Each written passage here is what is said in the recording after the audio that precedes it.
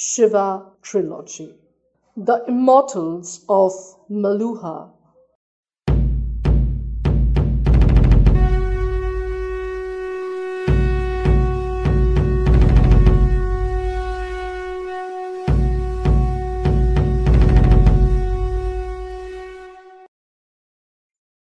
What? Who attacked you? Cried a concerned Nandi, as he rushed towards Shiva to check his wounds. Relax, Nandi, replied Shiva. You are in worse shape than I am after your adventure in the water. It's just a few superficial cuts. Nothing serious. The doctors have already dressed the wounds. I'm all right. I'm sorry, my lord. It's entirely my fault. I should never have left you alone. It will never happen again. Please forgive me, my lord. Pushing Nandi gently back onto the bed, Shiva said, There's nothing to forgive, my friend. How can this be your fault? Please calm down. Getting overworked will not do your health any good. Once Nandi had calmed down a bit, Shiva continued, In any case, I don't think they were trying to kill us. It was very strange. Us? Yes, there were two women involved. But who could these attackers be? Asked Nandi. Then a disturbing thought dawned on Nandi. Did the attackers wear a pendant with a crescent moon on it? Shiva frowned. No, but there was this one strange man, the best swordsman of them all. He was covered from head to toe in a hooded robe, his face veiled by a mask, the kind I've seen you people wearing at the color festival. What is it called? Holy, my lord. Yes, a holy kind of mask. In any of the case, you could only see his eyes and his hands. His only disguising feature was a leather bracelet with a strange symbol on it. What symbol, my lord? Picking up a palm leaf booklet and then thin charcoal writing stick from the side of the table, Shiva drew the symbol Om. Nandi frowned. This is an ancient symbol that some people use for the word Om. But who would want to use this symbol now? Om? asked Shiva. My lord, Om is the holiest word in our religion. It is considered to be the primeval sound of nature. The hymn of the universe. It was so holy that for many millennia most people would not insult it by putting it down in written form. And how did this symbol come about? It was devised by Lord Bharat, a great ruler who had conquered practically all of India. Many thousands of years ago, he was a rare Chandravangshi who was worth respecting and had been married a Suryavangshi princess with the aim of ending our perpetual war. Who are the Chandravangshis? Asked Shiva. Think of them as the very antitheses of us, my lord. They are the followers of the kings who are the descendant of the moon, and they follow the lunar calendar? Yes, my lord. They are crooked, untrustworthy, and lazy people with no rules, morals, or honor. They are the cowards and never attack, like principled Kshatriyas. Even their kings are corrupt and selfish. The Chandravangshis are blot on humanity. But what does the Om symbol have to do with this? Well, King Bharat came up with the symbol of unity between the Chandravangshis and the Suryavangshis. The top half in white represented the Chandravangshis, and the bottom half in red of Om, the Suryavangshis. The part in the orange out, the meeting of these two parts, represented the common part. The crescent moon to the right of the symbol was existing Chandravangshi symbol, and the sun above it was the existing Suryavangshi symbol. To signify that this was a pact blessed by the gods, Lord Bharat got a mandate for the pronunciation of this symbol as a holy word, Om. And then what happened? As expected, the pact died with the good king. Once the influence of the Lord Bharat was gone, the Chandravangshis were up to their old ways and the war began once again. The symbol was forgotten and the word Om reverted to its original form of a word without a written representation. But the symbol on the bracelet of this hooded man was not colored, it was all black. And the part of the symbol didn't look like lines to me. They look like a drawing of three serpents. Naga, claimed a shocked Nandi before mumbling a soft prayer and touching his Rudra pendant for protections. Now who the bloody hell are the Nagas? Asked Shiva. They are the cursed people, my lord, gasped Nandi. They are born with hideous deformities because of this sins of their previous birth. Deformities like extra hands or horribly mishapen faces, but they have the tremendous strength and skills. The Naga name alone strikes terror in any of the citizens' heart. They are not even allowed to live in the Sapt Shindu. The Sapt Shindu? Our land, my lord.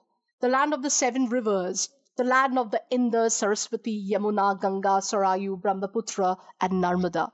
This is where Lord Manu mandated that all of us Suryavamshis and Chandravanshis live.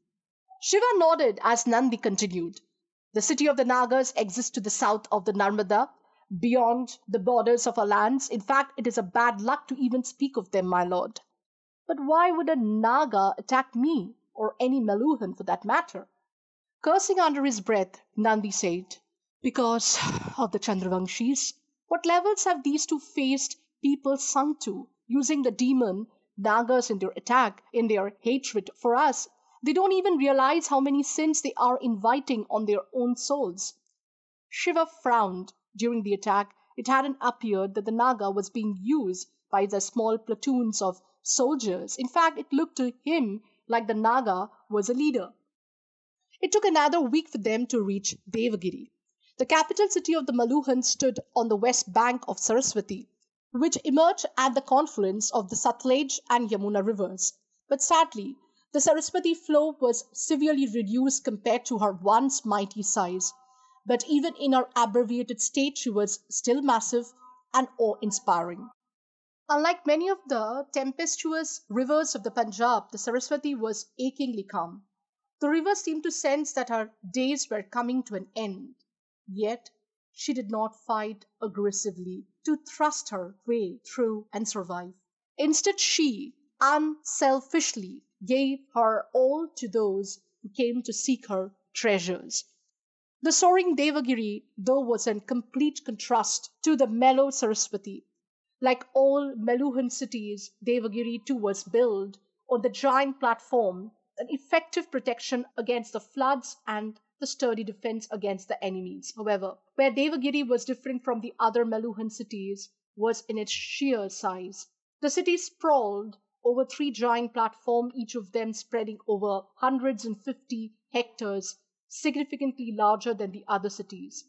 The platforms were nearly 8 meters high and were basined with the giant blocks of the cut stone interspaced with the baked bricks.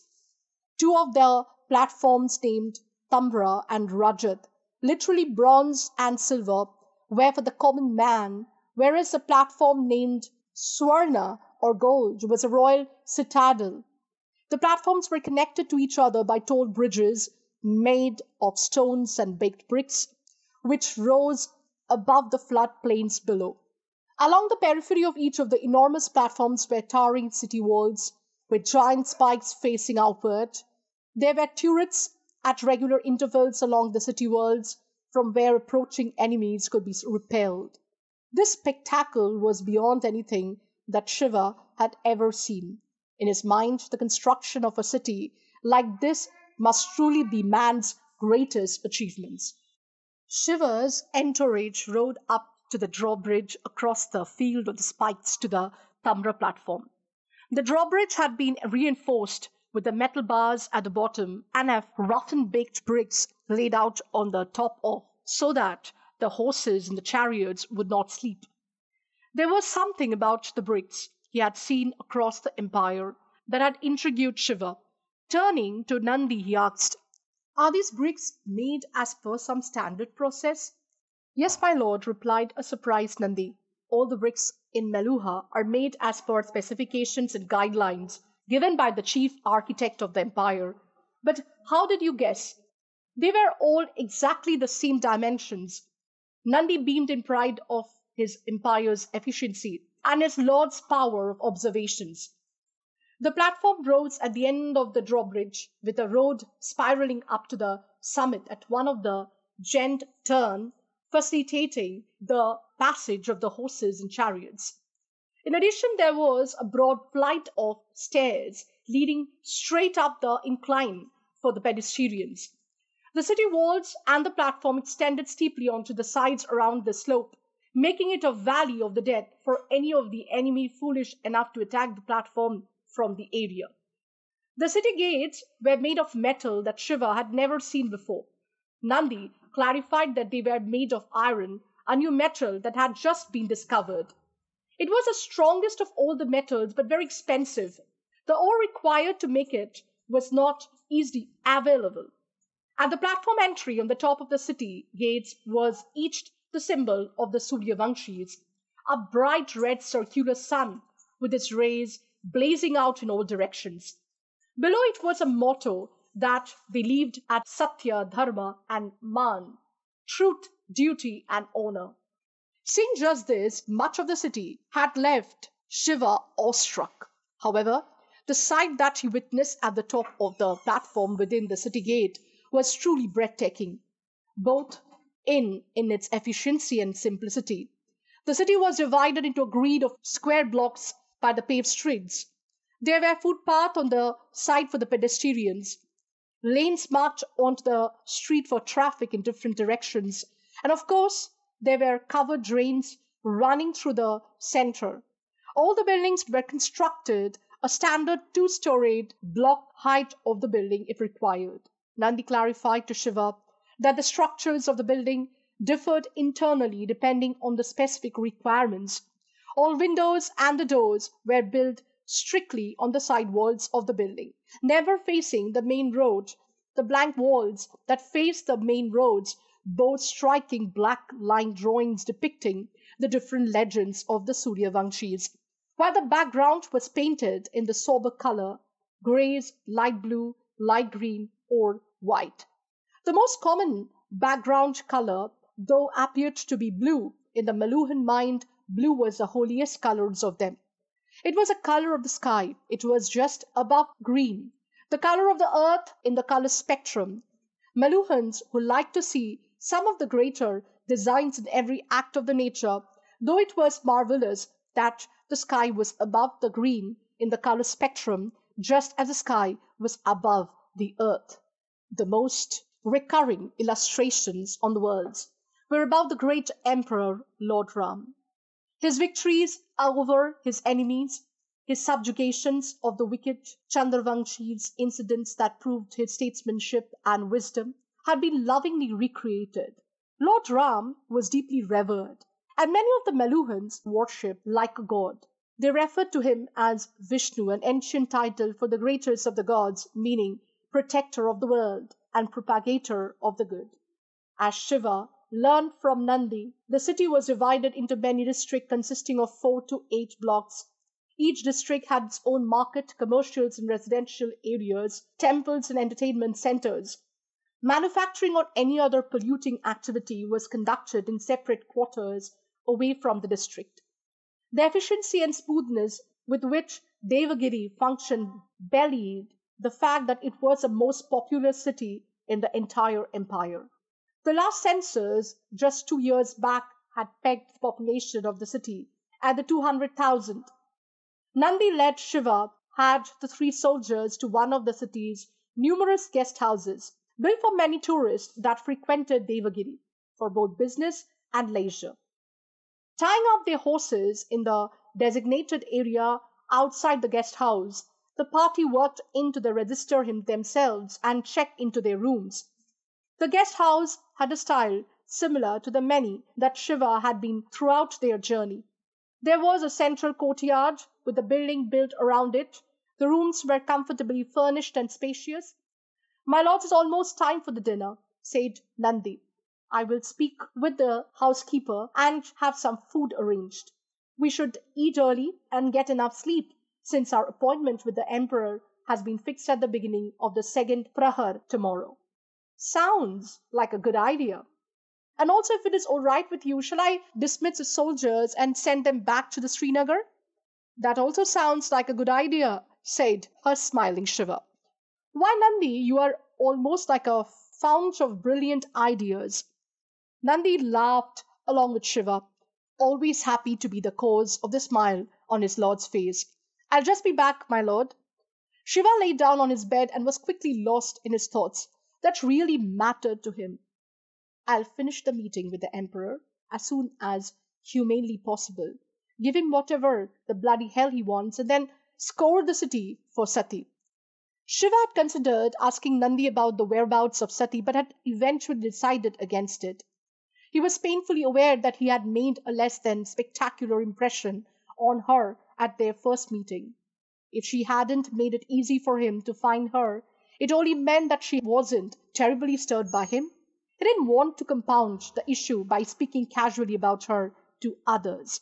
He smiled as the memory of her face came flooding back to him. He replayed the magical moments when he had seen her fighting. Not the most romantic of sights for most men of his tribe, but for Shiva it was divine. He sighed, recalling her soft, delicate body, which had suddenly developed brutal, killer's quality upon being attacked. The curves that had so captivated him swung smoothly as she transferred her weight to swing her sword. The sober-tined hair had swayed sensuously with each move of sword arm. He breathed deeply. What a woman! It was early in the morning when Shiva and Nandi crossed the bridge between the Tamra and Swarna platform to reach the royal citadel. The bridge, another marvel of Meluhan engineering, was flanked on the sides by thick walls. Holes had been drilled on the walls to shoot arrows or pour hot oil on enemies. The bridge was bisected by a massive gate, a final protection, just in case the other platform was lost to an enemy. When they crossed over to the Swarna platform, Shiva was completely taken by the surprise, not by the grandeur of the royal area, but by the lack of it. He was shocked by the fact that there was no opulence. Despite ruling over such a massive and wealthy empire, the nobility lived in a conspicuously simple manner. The structure of the royal citadel was almost exactly like the other platform. There was no special concessions for the aristocrat. The same block structures that dominated all of Meluha were to be found in the royal citadel as well. The only magnificent structure was to the far right and sported the sign Great Public Bath. The bath also had a glorious temple of Lord Indra to the left. The temple, built of wood, stood on a raised foundation of baked bricks, its cupola plated with the solid gold. It seemed that special architecture was reserved only for the structures built for the gods, or ones that were for the common good, probably just like how Lord Ram would have preferred. The only concession to the emperor, however, was his standard block structures was larger than the others, significantly larger. Shiva and Nandi entered the royal private office to find Emperor Daksha sitting on a simple throne at the far end of the modesty furnished room flanked by the man and women. Daksha, greeting Shiva with a formal namaste, said, I hope your journey was comfortable. He looked too young to be an emperor of such a large country. Though he was marginally shorter than Shiva, the major difference between them was musculature. While strapping, Shiva was powerfully built. Daksha's body showed that it had not been strained too much exercise. He wasn't obese either, just average. The same could be said about his wheatish complexioned face. Average size, large eyes, flanked a straight nose. He wore his hair long like most of the Meluhan men and women. The head bore a majestic crown with the sun symbol of Suryavanshis manifested in the center through sparkling gem stones. An elegant dhoti was with an angvastram hung down right shoulder and a large amount of functionally jewelry, including 2 amulets on his right arm, complemented Daksha's average appearance. His only distinguishing feature was his smile, which spread its innocent conviction all the way to his eyes. The Emperor Daksha looked like a man who wore his royalty lightly. Yes, it was your highness, replied Shiva. The infrastructure in your empire is wonderful. You are an extraordinary emperor. Thank you, but I only deserve reflected credit. The work is done by the people. You are too modest, your highness. Smiling politely, Daksh asked, May I introduce my most important aidess? Without waiting for an answer, he pointed to a woman on his left. This is my Prime Minister, Kankhala. She takes care of all administrative revenue and protocol matters. Kankhala did a formal namaste to Shiva. Her head was shaved except for a tuft of smooth hair at the back which had been tied in a knot. She had string called janeu tied across from her left shoulder down to the right of her torso. She looked young, like most of the Meluhans, but was a little overweight, as was clearly evident from the excess of flesh she bore between the white blouse and the dhoti. She had a dark, incredibly smooth complexion, and like all her countrymen, wore jewelry that was restrained and conservative. Shiva noticed that the second amulet on Kankhala's arm showed a pigeon. Not a very high chosen tribe amongst the Brahmin. Shiva bent low and did a formal namaste in reply. Pointing to his right, Daksha said, "And this is my chief of the armed forces, General Parvateshwar. He looks after the army, navy, special forces, police, etc." Parvateshwar looked like a man that Shiva would think twice about taking on in a battle. He was taller than Shiva, had an immensely muscular physique that dominated the space around him. His curly and long hair had been combed fastidiously and fell needy from under his crown. His smooth, swarthy skin was marked by the proud signs of long years in battle. His body was hairless, in a rare departure from the normal hirsute Kshatriya men, who took body hair to be the sign of machismo. Probably to make up for this deficiency, Parvateshwar maintained a thick and the long moustache which curled upward at the edges. His eyes reflected his uncompromisingly strong and righteous character. The second amulet on his arm showed Parvateshwar as a tiger, a very high chosen tribe amongst the Kshatriyas. He nodded curtly at Shiva, no namaste, no elaborate bow of his proud head. Shiva, however, smiled warmly and greeted Parvateshwar with a normal namaste. "Please wait outside, Captain," advised Parvateshwar, looking at Nandi. Before Nandi could respond, Shiva cut in. "My apologies, but is it all right if Nandi stays here with me? He has been my constant companion since I left my homeland and has become a dear and trusted friend." "Of course he may," replied Daksh. "Your Highness, it is not appropriate for a captain to be witness to his discussion," said Parvateshwar. "In any of the case, his service rules clearly state that he can only escort a guest into the emperor's presence and not stay there while a matter of state is discussed." "Oh, relax, Parvateshwar. You take your service rules too seriously sometimes." Turning to Shiva, Daksha continued, "If it is all right with you, may we see your neck now?" Nandi slid behind Shiva to untie the cravat. Seeing the beads darned onto the cravat to convey the impression that the throat was covered for religious reason, Daksha smiled and whispered, "Good idea." As Nandi pulled Shiva's cravat off, Daksha and Kankhala came close to inspect Shiva's throat in a greater detail. Parvateshwar did not step forward, but strained his neck slightly to get a better look. Daksha and Kankhala seemed clearly stunned by what they saw. The emperor felt the throat and whispered in awe, "The color comes from inside. It is not a dye. It is true and genuine."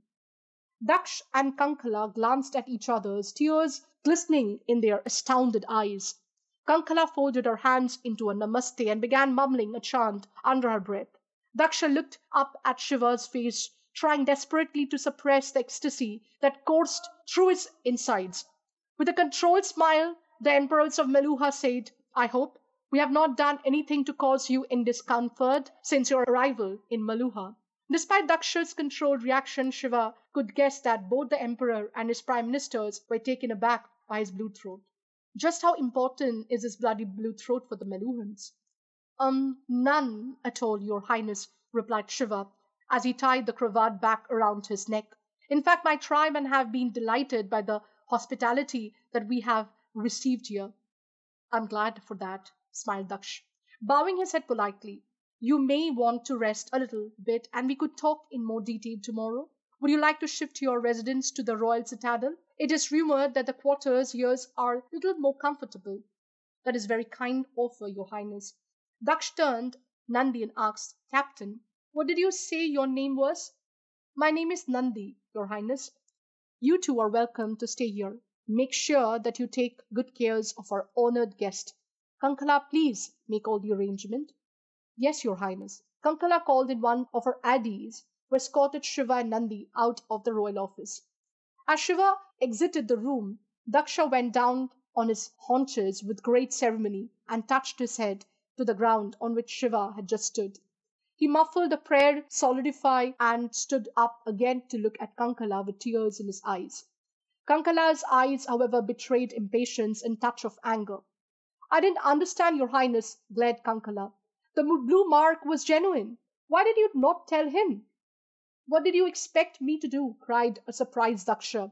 This is his second day in our Devagiri. You want me to just accost him and tell him that he is the Neelkanth, our saviour? That he has been sent to resolve all our problems? Well, if he has a blue throat, then he is the Neelkanth, isn't he? And if he is a Neelkanth, then he's our saviour. He has to accept his destiny. An exasperated Parvateshwar interjected. I can't believe that we were talking like this. We were Meluhans. We are Suryavanshis. We have created the greatest civilizations ever known to man, and some barbarian with no education, no skill, no merit is going to be our savior just because he's a blue throat. That is what the legend says, Parvateshwar, countered Kankala. Daksha interrupted both his ministers. Parvateshwar, I believe in the legend, my people believe in the legend. The Neelkanth has chosen my reign to appear. He will transform all of India to the idols of Meluha, a land of truth, duty, and honor. With his leadership, we can end the Chandravanshi crisis once and for all. All the agonies they inflict upon us will be over. From the terrorist attack to the shortage of the Somras to the killing of Saraswati. Then why we delay telling him, your highness? Asked Kankala. The more days we waste, the weaker becomes the resolve of our people. You know, there was another terrorist attack just a few days back at a village not far from the Haryuppa. As our reaction becomes weak, our enemies become bolder, your highness. We must tell this lord quickly and announce his arrival to our people. It will give us a strength to fight our cruel enemies. I will tell him, but I'm trying to be more far-sighted than you. So far, our empire has only faced the moral sapping influence of fraudulent Neelkanths. Imagine the consequence if people found out that the true Neelkanth has come but refuses to stand by us. First, we must sure that he is willing to accept his destiny. Only then will we announce him to our people. And I think that the best way to convince him is to share the whole truth with him. Once he sees the unfairness of the attack we face, he will fight with us to destroy the evil. If that takes time to be it, we have to wait for centuries for the Neelkanth. Few more weeks will not destroy us.